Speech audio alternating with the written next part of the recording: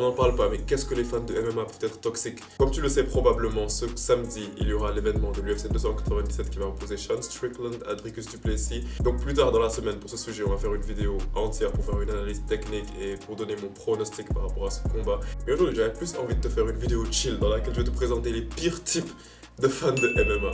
Donc aujourd'hui, on va pas critiquer les combattants, mais on va se critiquer nous-mêmes, on va critiquer les fans de la communauté de MMA. Donc je précise rapidement quand même que cette vidéo est à prendre avec une pincée de second degré.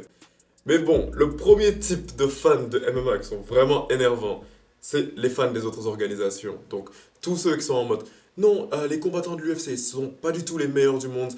T'as vu le champion du Bellator, t'as vu le champion du PFL ou de l'Ares. Franchement, eux sont les meilleurs combattants du monde. C'est un petit peu le genre de gars que tu peux voir dans les commentaires Instagram qui vont toujours venir te forcer des trucs bizarres, un petit peu en mode tu vois, Impa Kasanganay, il est meilleur qu'Alex Pereira.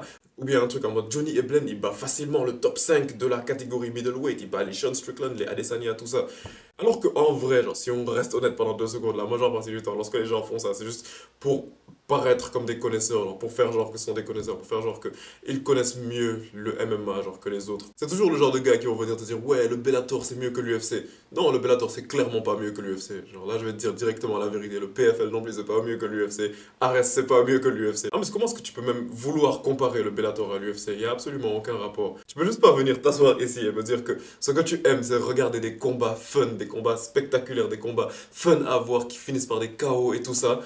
Et que c'est la raison pour laquelle tu regardes le Bellator. Non, le Bellator, ils ont des combats super ennuyeux. La majeure partie du temps, ça termine par des décisions.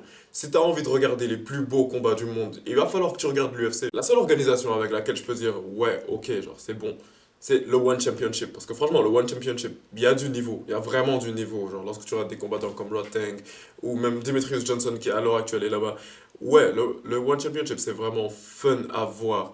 Mais me parle pas de Bellator, me parle pas de PFL, me parle pas d'Ares. Franchement, je les mets un petit peu tous dans le même lot. Et donc maintenant, on va parler du deuxième type de fans qui sont vraiment ennuyeux. Genre ça, c'est le type de fan genre qui hype juste les nouveaux. À chaque fois qu'un nouveau combattant vient, oh, lui c'est le nouveau Khabib. Ah non, lui c'est le nouveau Conor McGregor. Et ça se passe très souvent avec lorsqu'un nouveau combattant est un petit peu en ascension. Ça me fait un petit peu penser au cas de Ben Askren, que Ben Askren, dès qu'il était arrivé à l'UFC, genre, tout le monde était en train de le hyper en mode, ouais, lui ça va être un génie, déjà il est fort en trash talk, il va vraiment éclater tout le monde et tout, ça va être la plus grosse superstar de l'UFC. Et puis il s'est fait mettre KO par Jorge Masvidal en 7 secondes. C'est un petit peu le même genre de gars qui vont venir toujours te sortir des propos en mode, Alex Pereira c'est le GOAT. Mais franchement, Alex Pereira, il n'a pas encore eu une défense de titre. Comment est-ce que ça peut être le GOAT? C'est juste pas logique. C'est également le même genre de gars qui venait aussi nous hyper sur le fait que Cyril Gane, il bat John Jones facilement.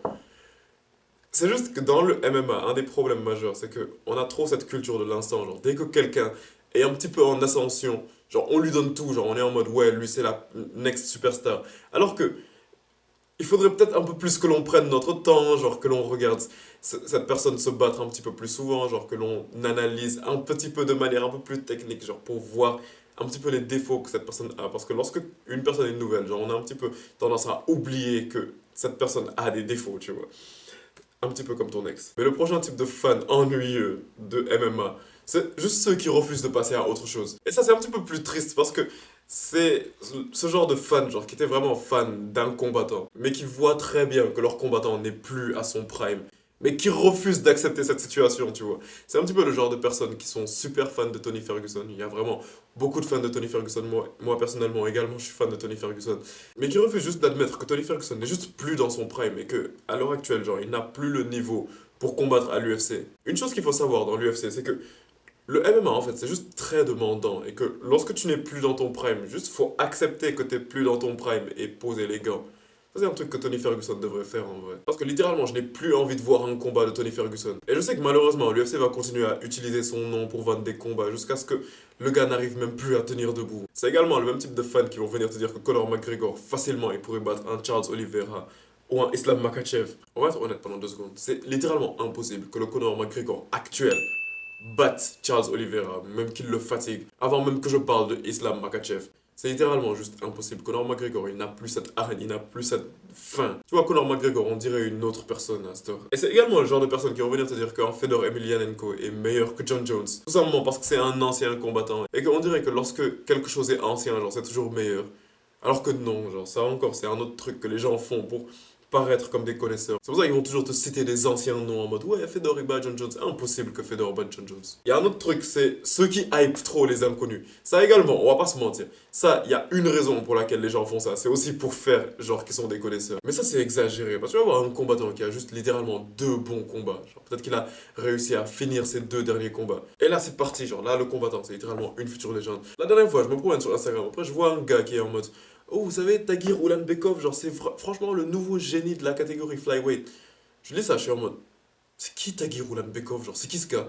Après, je pars, je fais des recherches et tout. Je vois que c'est un gars qui est dans la catégorie flyweight, qui a quand même un record de 15 victoires pour 2 défaites et qui a réussi à terminer ses 2 derniers combats.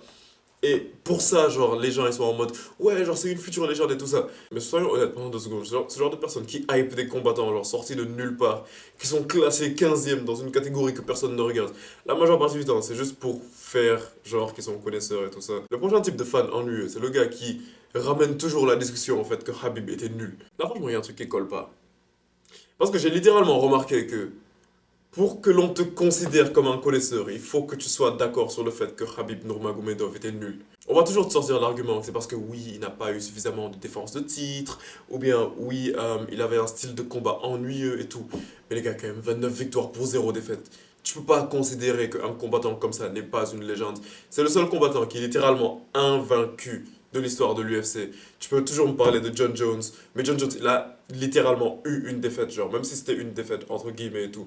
Mais Khabib, c'est le seul combattant, genre, de toute l'histoire de l'UFC qui n'a jamais eu de défaite. Tu peux pas dire que ce combattant était nul.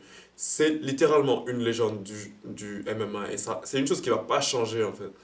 C'est littéralement impossible que tu sois un fan de MMA et tu dises que Khabib n'est pas une légende et que tu dises que Khabib n'a pas eu un rôle si important que ça. L'histoire entre McGregor et Khabib, ça a propulsé le MMA à un niveau genre que l'on n'attendait même pas. Et c'est pas uniquement dû à McGregor, c'est également dû à Khabib. Tu peux pas simplement sous-estimer Khabib. Et il y a un autre truc, c'est par rapport au fait que Khabib il n'est pas aimé également par rapport à son style de combat en mode ouais, Khabib il est ennuyeux, genre tout ce qu'il fait c'est lutter genre. Mais comment est-ce que ça s'appelle ce sport? Ce sport, c'est le MMA, c'est Mixed Martial Arts. Tu peux pas simplement dire que si un combattant est plus fort en lutte qu'en striking, donc qu'il est nul. Mais c'est pas ça, genre. C'est des arts martiaux mixtes. Donc bien sûr que tu vas pas simplement voir du kickboxing.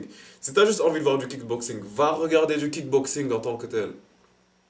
Mais si tu regardes du MMA, tu vas devoir voir de la lutte à partir d'un certain moment. Vraiment, cette catégorie de fans de MMA, elle me dérange un petit peu parce que c'est un petit peu ce genre de personnes qui vont venir que à chaque fois qu'il y a un combattant qui commence à percer, ils vont être en mode ouais, ce combattant est meilleur que Khabib en vrai. Tu vas venir me sortir que Alex Pereira est meilleur que Khabib. Alors qu'Alex Pereira, il n'a même pas encore eu une défense de titre. Alors qu'Alex Pereira, il n'est même pas invaincu. Et après, il y a un autre truc qui est bizarre, c'est le fait que tout le monde vient de dire que Khabib n'est pas une légende, qu'il n'est pas si chaud que ça. Mais à chaque fois qu'il y a un combattant qui perce, on le compare à Khabib. On est en mode, ouais, il est meilleur que Khabib. Comme si Khabib c'était un petit peu la référence en vrai. Donc faut réfléchir à ça quand même. Et je vais terminer par celui-là. Donc le dernier type de fan de MMA qui est vraiment ennuyeux.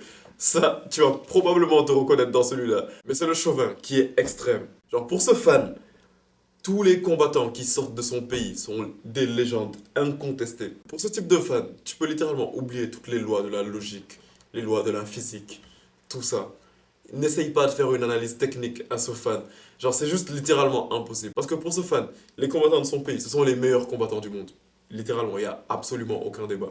Les meilleurs combattants du monde. Après, à un certain niveau, le chauvinisme, c'est pas une mauvaise chose parce que ça permet même de propulser genre, les combattants en avant, ça peut leur donner des opportunités, ça peut leur donner des title shots un petit peu plus facilement. C'est une bonne chose. Mais juste parfois, genre, c'est juste exagéré.